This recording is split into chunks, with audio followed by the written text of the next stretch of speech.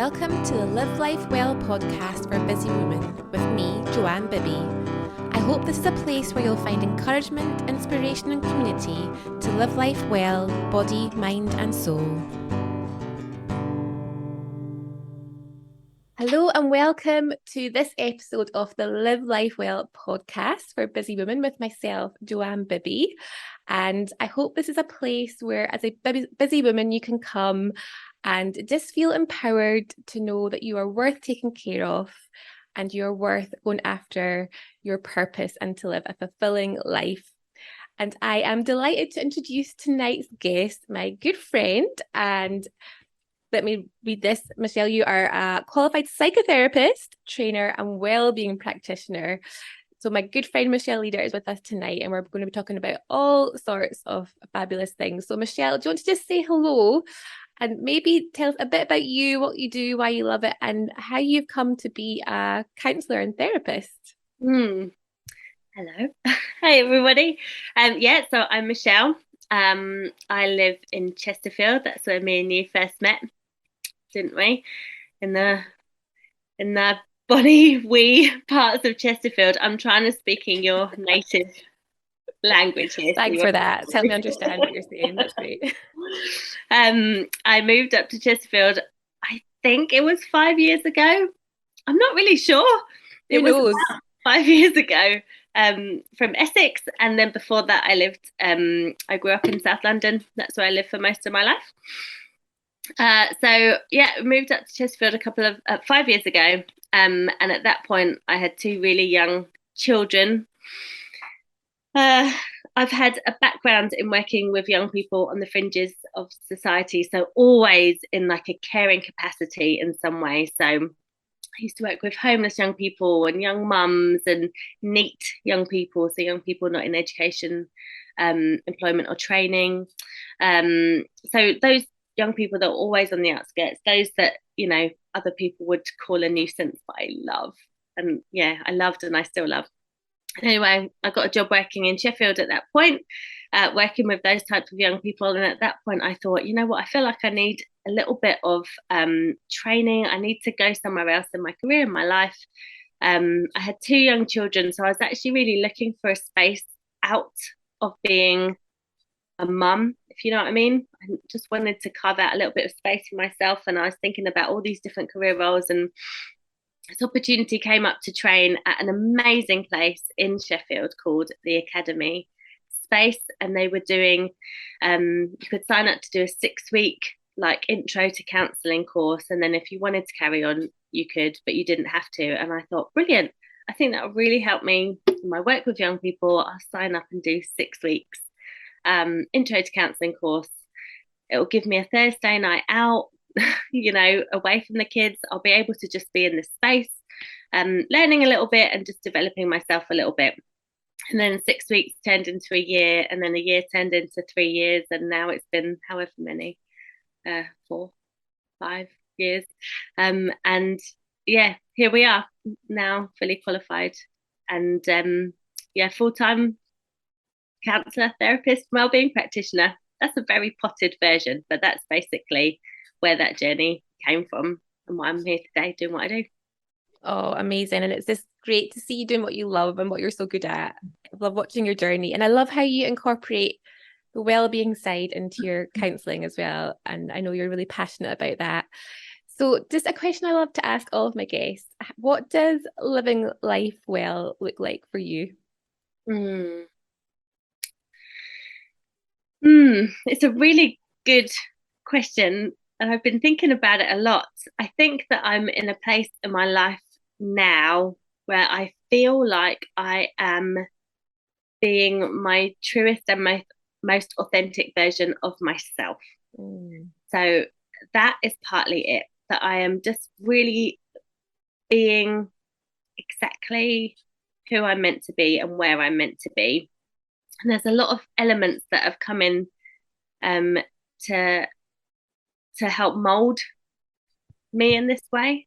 But for me, living life well is really just kind of growing into being contented with myself. So I work only with women, and a lot of the time when I talk to women, we look at this idea of happiness.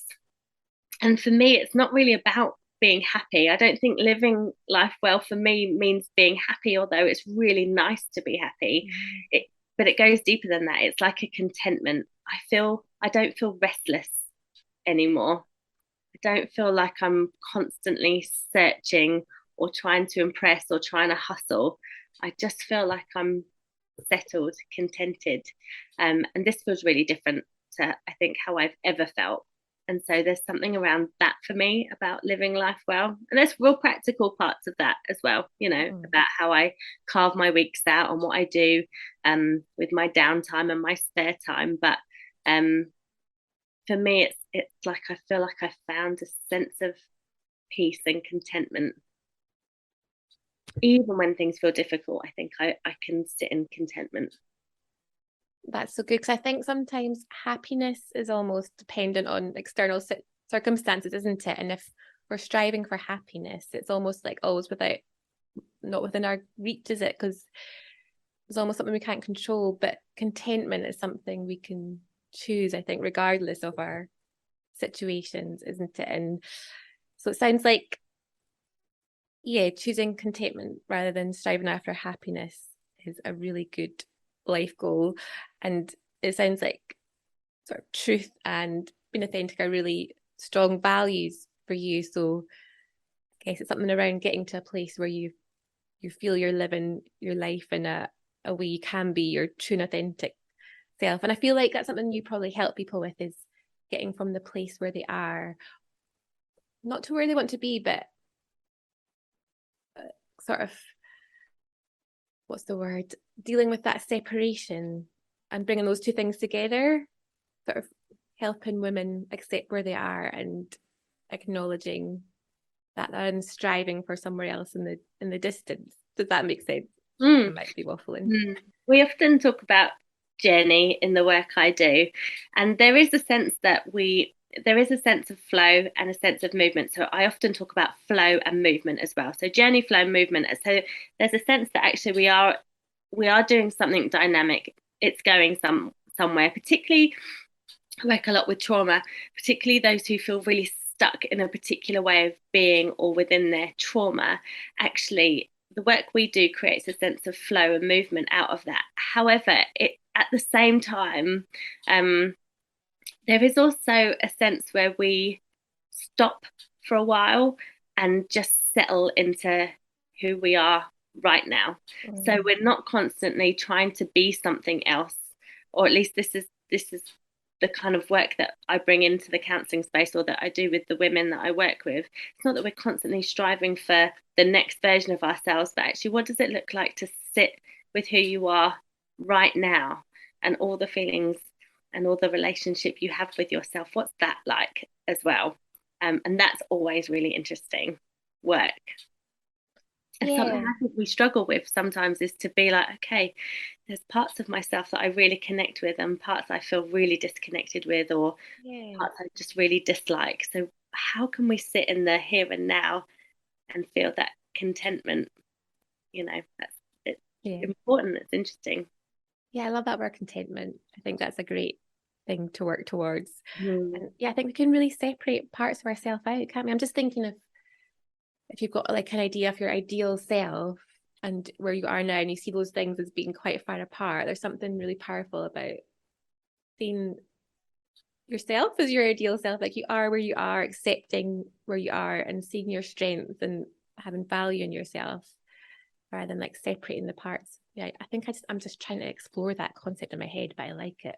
I like the idea of bringing all our parts together and being content and accepting who we are and where we are. Yeah, it's amazing. magical. Yeah.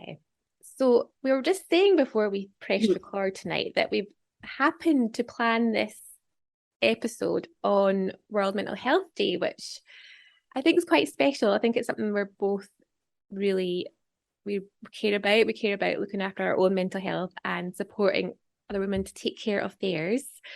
So as a therapist, how do you, Michelle, would love to hear, how do you take care of your mental health? I know you must take on, like you're in some heavy conversations, you're in people's messy lives and all the joy and the ups and downs of that.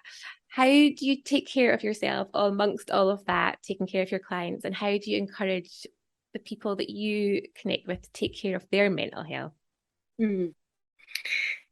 Yeah, it's a good question. So when I first started training, so I said I went to the Academy space in Sheffield. Big shout out. They being there changed my life for sure. Um, we did 6 weeks of introduction to training, introduction to counselling. So that was all like listening skills and, how to, how are you with silence and just introducing all of those things. And then once we did that 6 weeks, that's when you could sign up to do like the year-long foundation course, which of course I went on to do. So they did this 6 weeks of introduction to counselling, and then the very first kind of module after that, once everyone's decided that they're in, was around personal development, looking at the self, looking at you. Basically, it's the whole course started with how do you look after you?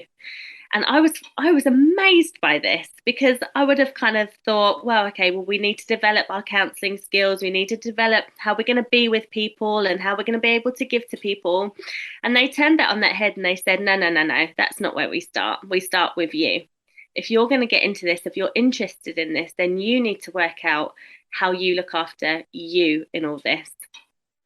And that's always really struck me as a really, really good model for a therapist, but really just for life, just as a human being, in that we will often start with how can I give and what can I give and how much and who to, and where shall I, how can I fill up my diary, and, who needs me, who wants me, yes, yes, yes, yes, yes.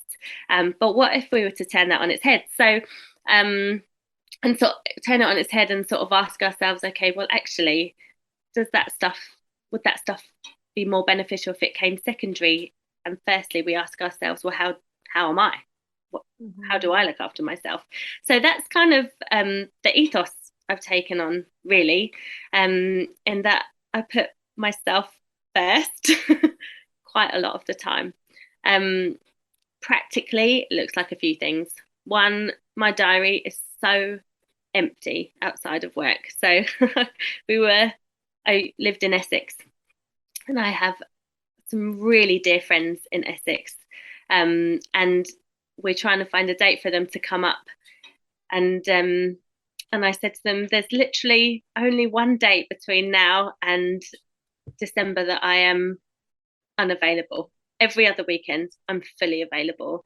I've kept my diary so clear, because I really value my weekends. I really value my downtime. I really value my rhythms on a weekend in particular. We've created lovely little rituals and rhythms as a family. And so I hold them really sacred, and I don't book things in if I don't want to. So that's one thing. I keep my diary really clear. And because I work for myself, I don't often at all start work before 10. And I have a little ritual in the morning as well, little rhythm. And I make sure that the work I do that's client facing is really limited in my day.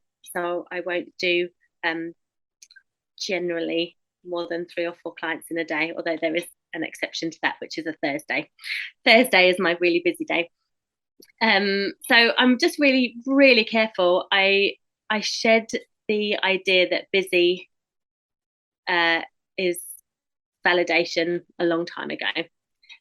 I don't buy into that, the busier you are, the more valuable you are, or the more important you are. I shed those kind of ideals a long, long, long time ago. So I invest in a lot of downtime, and I'm really intentional with that. And I don't say yes to things that often anymore. So that's the first thing. And the second thing, in therapy, you have to have supervision. So you have to connect with somebody more experienced than you to help you with the work that you do. And I also think that it's just a really good model for life. Mm-hmm. You spend time with people that know more than you and have been places you haven't been and have had more experiences than you, who are able to offer deep insight and wisdom, not in a way that is telling you what to do, because really only you can decide what's best for you, but in a way that just imparts something that you might not have thought of before. And that work with supervision is so incredibly valuable, so valuable, that I feel like it should be part of everybody's life all the time. That people should go to just this mentor, or just somebody that just knows a little bit more. So that's another way I look after my mental health. Coffee. So much coffee. Yes, it's important. Yeah. I've been learning about how good coffee is for you. I used to think for ages it was like evil, but it's actually really good for you. Oh, really? Well, I only have 1 cup of coffee a day. So I talk about coffee perhaps more than I talk about anything else. But I only actually have 1 cup of coffee a day. But it is like my most sacred place. So I get up in the morning and the kids go to school or whatever, and I sit with my coffee from 9 till 10 and I drink it, and I might read or I might catch up on something, but it is the actual best moment of my day. And that's about 9 o'clock. And then everything else is downhill from there. My day peaks at that point. When I have a client at 10, they get the best version of me. And then everyone else they just have to take what they get. So if you see Michelle at 4 o'clock, you've had it. Oh, you're done. Game is scrapped. Booking at 10. Yeah. I'm sure you look after your afternoon clients as much as your morning ones. It's this like savoring those moments, isn't it? Those little moments of self-care are so precious, especially at the start of the day. There is something really powerful about having a good morning routine, isn't there? Yeah. Starting your day well. You notice if you don't you? Yeah. Days upside down if you don't have that moment. And with kids, it's really hard, and with working, like it can be really hard. I think you and me are quite lucky in that I've got some days I can have a slow start to my day. The days that I'm not at my work and the girls go to school, there's like that little space once they've gone to school. But it can be really hard, isn't it, for like working moms, working women. And maybe it's just figuring out a time that works for you, isn't there? Maybe it's about getting up a little bit earlier, going to bed a little bit earlier, getting up and having that head start for the day, having that slow cup of tea first thing. But there is something, really powerful about carving out some time in the morning. Well, I think that what happens with women, because I recognize that I'm coming from an incredibly privileged place and that I get to run my own diary. That's just not possible for everybody. It just isn't. So the privilege of that isn't lost on me. But I do think that there is something about women, and I talk about this a lot with my clients, that the moment you wake up, you forget yourself. The moment, because someone else is demanding something from you. And not just mothers, this is just women, whether it's your social media account, whether it's the news or your boss or that email or that text message that you missed last night. The moment you wake up, you forget yourself. That's what happens. So a little practical thing that I sometimes invite women to try is, before you get out of bed, just lie in bed and wiggle your fingers and wiggle your toes as a reminder that your body exists and that you exist. Just wiggle yourself just little wiggle fingers and wiggle toes, maybe a big stretch. And all that does, it's nothing special, but it just reminds you that you are in your body and you exist. You go first. You kind of check in with yourself first, even if it's just a 2-minute wiggling of your fingers, wiggling of your toes. And that intention of, today, I'm not going to forget myself. I'm going to start my day by wiggling my fingers, wiggling my toes, and feeling myself in my body. That can sometimes be enough to carry us through the rest of the day, so that we just keep remembering to check back in. We don't forget ourselves. And I think that's really powerful for women. Yeah, you're so right. I feel like you're speaking to my soul. I feel quite seen and challenged, like what you're saying about, oh yeah, the demands since you wake up. Oh my word, yes. And like we all give out so much, don't we? Obviously, you do as a therapist, you give out a lot of yourself to your clients, but we all have so many demands on us, don't we? Like you say, from the moment we wake up, from our families, our employees, our clients. And I just love some of these really practical tips you're giving us for ways to just carve out little bits of time and space to think about ourselves, to nourish ourselves first. I know there's a lot of cliches about it, like fill in, you can't pour from empty cup, get your air mask first on the plane if it's crashing, but they're kind of cliches for a reason. But you must find this in your work that we just struggle as women, don't we, to be able to do that, to put ourselves first. How do you help your clients see the value in that, the value of taking care of themselves so that they can then give out to others? That's a good question. It's a hard question. I know. I suppose for some women that I work with, not all, but some, they feel the raw impact of what happens when you don't, or you haven't been able to really check in with yourself and get to know yourself, and that they will be feeling all sorts of things at this point, you know, and their mental health might be being impacted. So I think the women I work with, it almost is the question that they're coming with almost all of the time. How do I look after myself when I feel like this? Yeah. How do I look after myself when my experience has been this, or my role has been this, or this, or when this happened to me? How do I spend time with myself when all of this is bubbling around me? So in some ways the work I do makes it easier because people come asking that question. And it's always back to checking in, always. So I start every session by inviting my clients to notice. We do a lot of noticing in our sessions. So I say, notice what you feel. What's going on? What are you noticing right now? Not what are you thinking, but what are you noticing about yourself? This invitation to come back to yourself and pay attention to yourself. That in and of itself feels like a radical act to actually, you know, body scan, to feel your heart beating, to feel your toes wiggling and your fingers wiggling, and to feel that stretch in your body. That's a radical act of noticing, which then leads on to self-care. Oh, I noticed when I stretched that my shoulders were really tense. I wonder what that means. What's that about?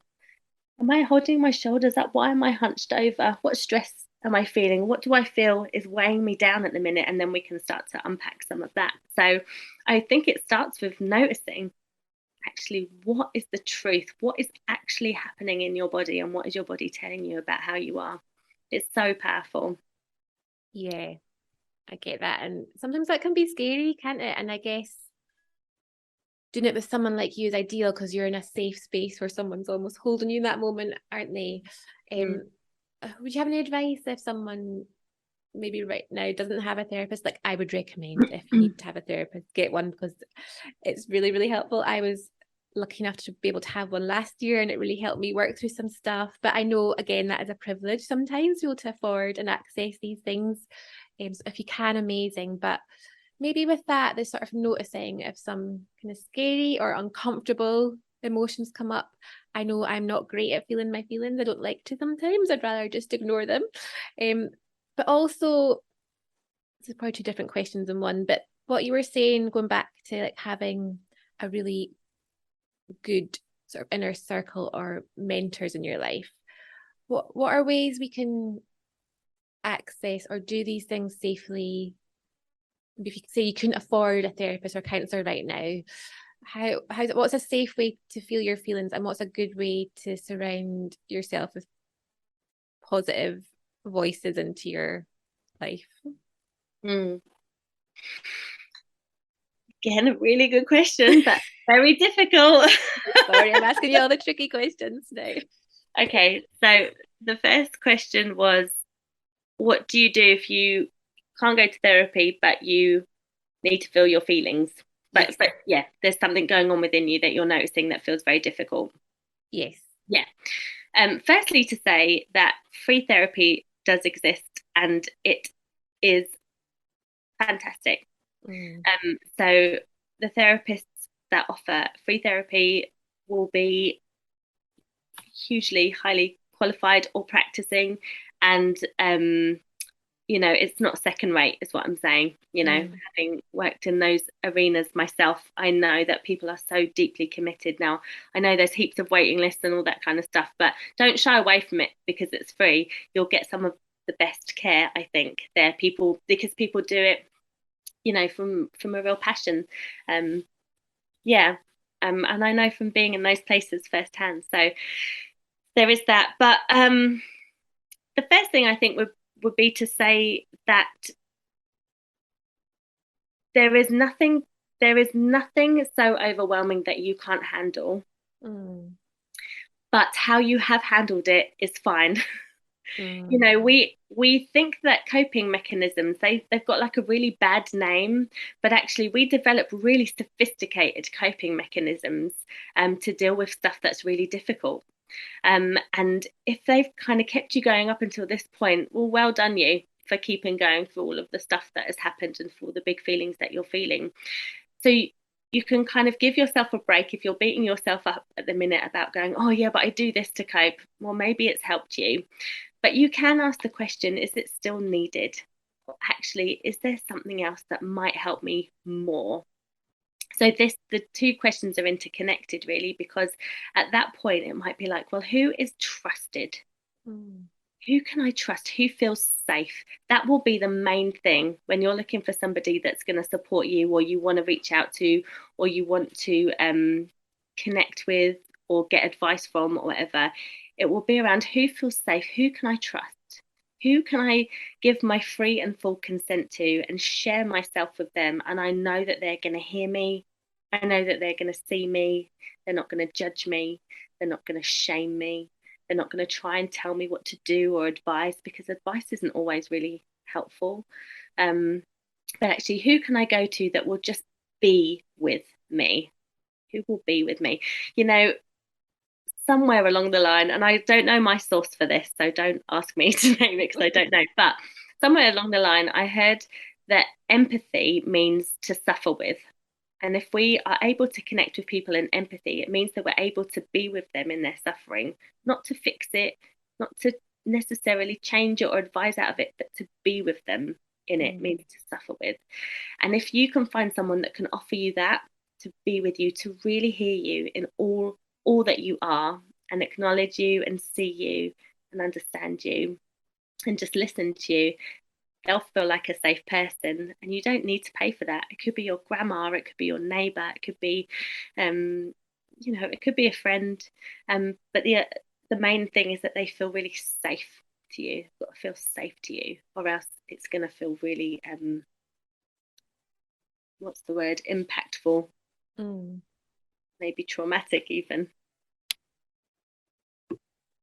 Yeah, I know for sure I'm intentionally seeking out those people in my life now more than ever at my age, just looking for those friends who, I guess using the word that you brought up, like, are content in themselves, so that there's no agenda, there's no competition, there's just good friends that want the best for you and want to cheer you on, and they are precious. And may we all find them, may we all find those safe people that want to champion us and want to settle with us and really just do life with us.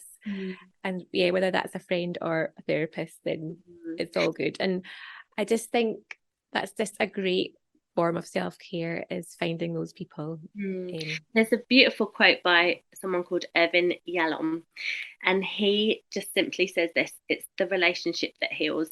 And he's talking about a therapeutic relationship, but actually it's true of all relationships. If you're in a relationship where you feel regarded, you don't feel judged, you feel like you're able to take up space, you feel like you're seen, that relationship in and of itself will feel so deeply healing.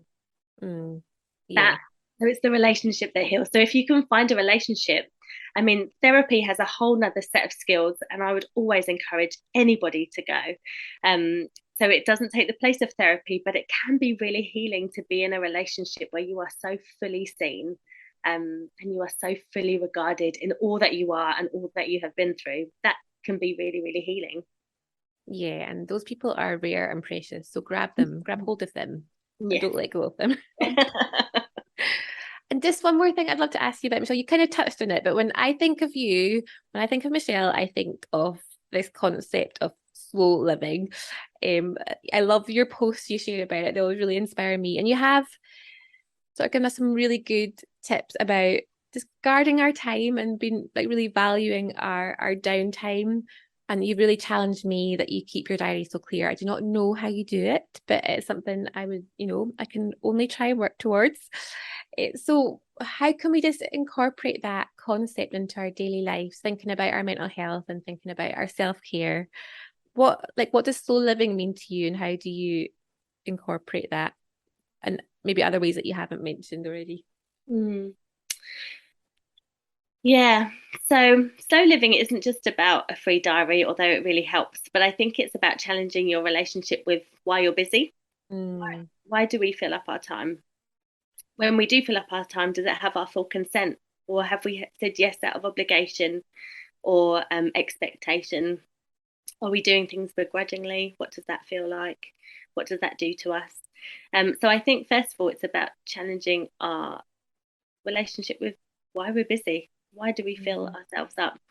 Um, but there's also an element, so that's quite external. So my diary is external, and I do what I do with my diary, and everyone manages their own way, and everyone finds joy and energy in different things. So it might be that people find lots of energy from being out and about a lot. Great, like if it's healing for you, go do it. But I think the slow living part is about slowing ourselves down. So if we're finding that we're really racing in ourselves, we're feeling heightened a lot, um, then actually, what does that mean? What does it mean to actually live slowly in our bodies? What does it mean to take time over ourselves and for ourselves? What does it mean to give our thoughts a rest and just be in our own bodies, in our frames? What does that mean to just sit? A really good exercise for people if they're wanting to explore their relationship with busy is just to notice what it's like to sit, just to sit down and do nothing. Because it's never nothing, by the way, it's always productive. But what's that like? Like, is that even possible? For some people, sitting down and doing nothing, having no phone in your hand or anything to distract you, just sitting, that feels impossible. So that's a really good place to start. If people are wanting to kind of explore their relationship with busy, then just notice what it's like to sit and to just be. Like, Mm. what's that like? What happens to your thoughts? What happens to your heart? What happens to your body? Like, what does it feel like to just sit in a chair for a while, or to sit on the ground, or to lie down and look up at the sky? Can you even find time to do that? I think that so much healing happens in the slow. I say this all the time in my practice. People will come on their first session and it'll all come out. I want to do this, and this happened. And we'll go, look, pause, slow down. What's happening in your body? My heart's racing. My brain is racing. Okay, well, let's slow down. We've got time. We're not in a rush. Let's take it slowly. Let's just pause here. Let's just sit for a minute and slow down and really notice what's going on. That can be really transformational. Actually, the idea that we can take our time over ourselves, so beautiful. Yeah, I had this picture of you like encouraging women. Like I just had this picture of women on those conveyor belts at the airport where you're like walking, but the ground's moving for you. I feel like you're just like picking women off there and just getting them to like walk instead. And because it's almost like when you're on those conveyor belts, you're going faster than naturally you would. And like life's like Yeah. that, isn't it? Modern life is so busy. And if we're not really intentional about stepping off that escalator, we just get swept along in it. But our minds aren't designed to go at that pace. Our well-being is not going to be at its optimal place if we're going so fast all the time. And I love that you are encouraging women to step off and realize that we can. And like you say, not find our worth in our busyness. I have been so guilty of that in the past. I think I'm getting a little bit better. Not there yet completely, but just Oh, noticing, like you say, same. yeah, I know we're all on the journey. Mhm. But I think it's really empowering to hear what you're saying, that there's a choice. There's a choice in the busyness. There's a choice in embracing the slow and noticing, even just noticing what's around you. And I went on a day retreat a few weeks ago, and I'm such a doer. I'm always too busy. And the lady running the retreat said, we've done our morning session. You've got the next sort of 2.5 hours to yourself, just to be still and maybe read, pray, journal. And I freaked out. I was like, 2 hours? Are you joking me? There's no way I can sit. And I had to be silent too. We weren't meant to talk to anyone. I was freaking out. I was like, I can't look at my phone. I'm not going to be able to do this. I want to like run out the building. But after about half an hour, it was just glorious. It was absolute bliss. I was like, I want to stay here. So it was so good for me to be forced to do that. But it doesn't have to be on that scale. Doesn't have to be like a whole day retreat. It's just about taking a minute, 5 minutes, practicing it, isn't it? Building it up And and that's just the thing. experiencing the benefits that has on our well-being, so that then we want more of that. We want more of that Mm. stillness and peace. It's like an antidote, isn't it? It's an antidote to the busyness that wants to draw us in. Yeah. And I just kind of want to jump in and say something about privilege here because, um, if you're a single mum having to work 3 jobs, you can't not do that. There is an element that slow living comes with privilege. Mm. But this is where starting with ourselves and our bodies is really important because everybody has the capacity and the right to be able to have autonomy over how their body feels and what their body does.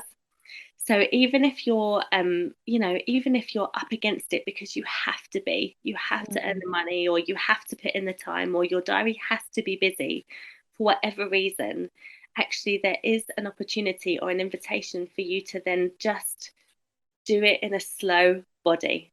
So take the minute that you can to check in with yourself and say, look, in my body, I'm just gonna spend a minute taking some deep breaths and slowing down my heart rate. I'm just going to take a minute to slow my body down, even though the world is racing, even though I have to be in a million different places all at once. Actually, I can slow myself down. I can invest in the slow within my own frame, within my own body. Does that make sense? Yeah, oh, totally. And I'm really glad you said that, because we do want everyone listening to feel empowered by this and not excluded. Like, there is something available for everyone listening. There are things we can control in our days, and just those moments, whether it's when you're driving between two things, like you say, that first moment when you wake up, maybe 5 minutes before bed, just do something for you, because you're so precious and so worthy of rest and slowing down and contentment. So I think these are all things we can work towards wherever we're at. So I just love your heart and what you've shared. It's been awesome. I feel like I'm having a free therapy session myself. So I feel like I could keep you here all Me night and too. keep asking questions. I like that too. Oh, Therapeutic amazing. for both. Yes, it's just great to have these conversations. And there's so much we could talk about. But I think we will give you time to rest tonight, Michelle, and let you go soon. But if people would like to carry on these conversations with you or find out the different ways they can work with you, where can we find you and stay in touch? Mm. So I'm at michelle-leeder.com. Now, it's Michelle, Michelle hyphen leader with a double E, Leeder. And I have to say that all the time. And it's so annoying. My surname is so annoying like that. But I wouldn't want anyone to get caught out. It's leader with a double E. So it's michelle-leeder.com is my website. That's where you can find out about my therapy practice. And I'm on Instagram and I think I'm at Michelle underscore counseling underscore wellbeing. That's what I Yes, think.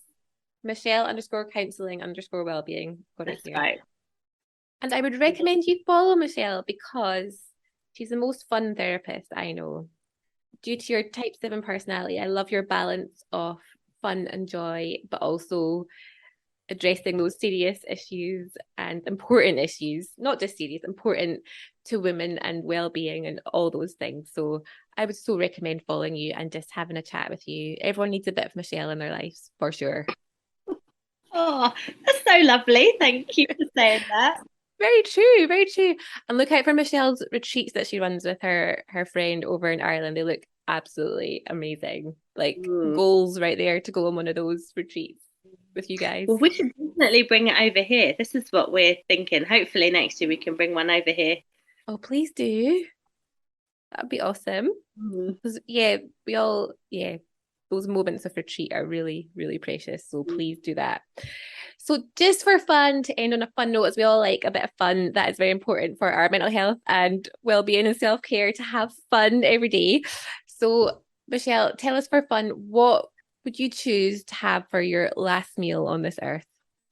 Yeah, so you say this is fun, but it actually causes me like an existential crisis because I'm an Enneagram 7 and we don't really like to commit to things, particularly if we're talking about my last day on earth. There's a whole heap of pressure that it has to be the best day ever. So I feel very nervous. I feel very nervous to answer this question and commit myself, but I'll do it. I was thinking about this today. It would definitely be a roast dinner. Definitely.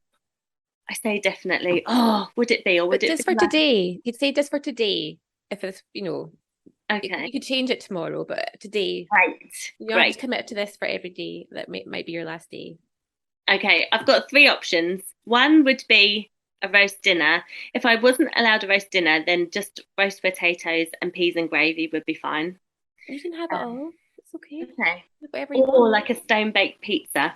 Oh. I love those too. So, or both. I mean, if it's my last day on earth, could I? I mean, I could just have both. Yeah, absolutely. It's so Have funny pizza how for many people have starters. chosen roast dinners. What does that say about British people? We all love a roast dinner. It's like Really? comforting, isn't it? It's got a bit of everything. Yeah, it's the perfect combination of food. The Yeah, perfect combination, and yeah. it's wet with gravy. Oh, Lots of gravy. doesn't feel right to say. I don't like that. Yeah, wet's a bit of a funny word, but Yeah, hey, we'll go with it. I'm sorry. I apologize. We can say wet. Yeah, we can. Anyway, it is, and I love it. Great. We're Yeah, here for the wet food. yeah. Although not a soup. Interestingly enough, I'm No, not not. that wet. That's too Yeah. wet. I did go through a massive soup making phase last year, and I might revive it, but I'm very specifics about my soup. I just want to make that clear. It's a winter food, isn't it? Yeah, Yeah. yeah, So we're getting there. We're getting towards soup season. yeah, we I need certainly some are. soup recipes. I make one really good soup, and then that's all I make. I need some. If you've got any good soup recipes, send them my way. Well, last year on Instagram, I put it out and had so many amazing soup recipes in. It was a whole thing for a while that I would just talk about soup. Is it a And highlight? I don't think I did do it as a highlight. I I should have think you done. just create a highlight, go back through your archives and create Yeah, us that. yeah, I should because it was amazing. It We'll was look really out for that. yeah. So I need to revisit that. That was a real Enneagram 7 phase that I went through of soup, but I might go back to it. Yeah, but yeah, no pressure. But do share the highlights. That would be good for us all. We'll be Okay. looking out for your soup highlight. No Yes. pressure. Yeah. Yeah. Or I might just put it out again, see what else I get, and then that'll be easier. See what's new in this Yeah. world. Amazing. Well, it's been so good. It's been so Mm. good to talk, and I feel we've covered lots, but it's all good stuff. And I really hope people can just pick out some really simple things that we can do today just to look after our mental health and to slow down and take care of ourselves. And yeah, just know that you're not alone and you're loved and valued and worthy of care and health. Thank you so much for listening today. I really hope you've had some inspiration to look after yourself, body, mind, and soul, and feel as well as you deserve to do. Please remember to subscribe and share this podcast if it's been helpful for you. And I'll see you again soon with another episode and some more amazing guests. Take care.